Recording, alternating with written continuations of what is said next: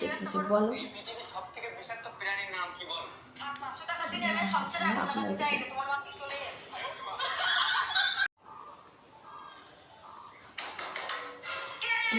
আমরা সেই গেল দরজা খোলেন। দরজা কে খুলবো? আপনার সাথে কথা আছে। আপনার কজন আছে? 3 জন। আপনারা নিজেরা কথা বলার আমার সময় নাই। নামটা বলবেন? এটা তো আপনার ডাক নাম, ভালো নামটা বলবেন? ছোট লোক। বাহ, সুন্দর নাম তো। বাড়ি কোথায়? নিচতলা। বাবা, খুব ভালো জায়গায়। কবে মারা গেলেন? কেন আপনার সাথে আমার ঘরটাতে বৌদিরকে সোনা মনা বাবু জানে বলে রাখে। আর আমারটা আরে কই গেলি রে? কই গেলি রে? আজকে কি রে? আজকে কি? দাঁড়া। এ ভাই মনটা যে ভালো নেই, চল মত খাই। 100 টাকা দে।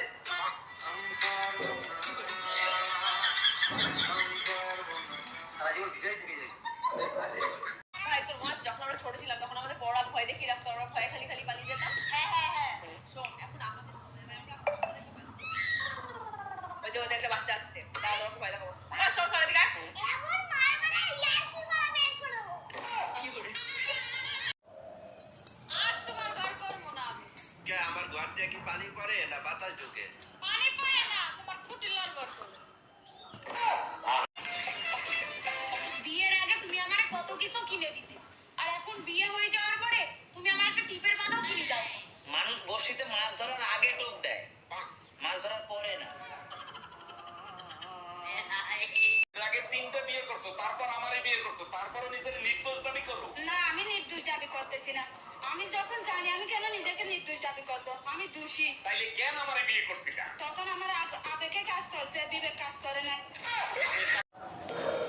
হ্যালো, তোমার বাবা কি পঞ্চায়েতের সদস্য? হ্যাঁ গো, তুমি নেতার মেয়ের সঙ্গে কথা বলছো। তাড়াতাড়ি টিভিটা অন করে দেখ, তোর বাপ চাল চুরি করতে গিয়ে ধরা পড়েছে।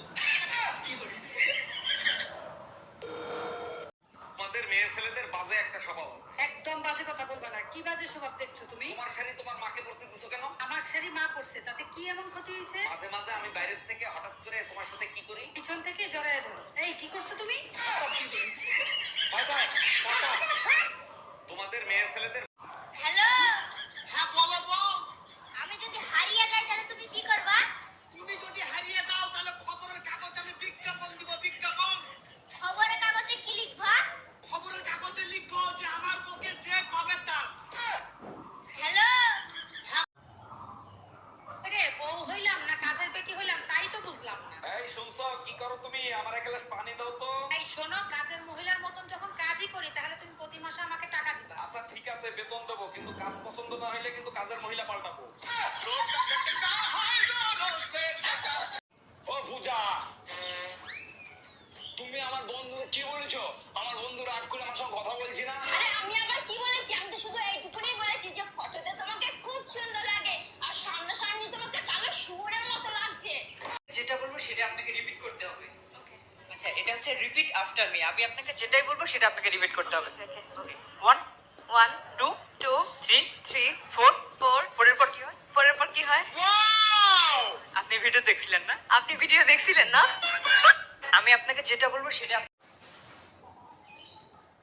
নিজে কতদিন বাঁচবো আরে ঠিক নাই, আমার আলোচনা সে কর, আমি তোমাকে ছেড়ে বাঁচবো না।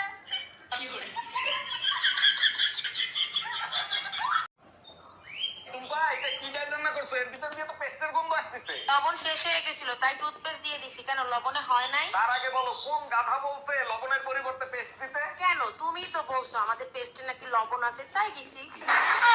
এই টুম্পা, এটা এই তোমার ছোট ভাই রাসেলের বিয়ের বয়স হয়েছে, ওরে বিয়ে দিবা না? আরে বাবা, ওই তো বিয়ে করতে চায় না, তা আমি কি করবো? এই যে দাদা, তুমি বিয়ে করতে চাও না কেন? কি সমস্যা? আরে রাসেল, তুই বিয়ে করতে চাস না কেন? সত্যি করে বলতো।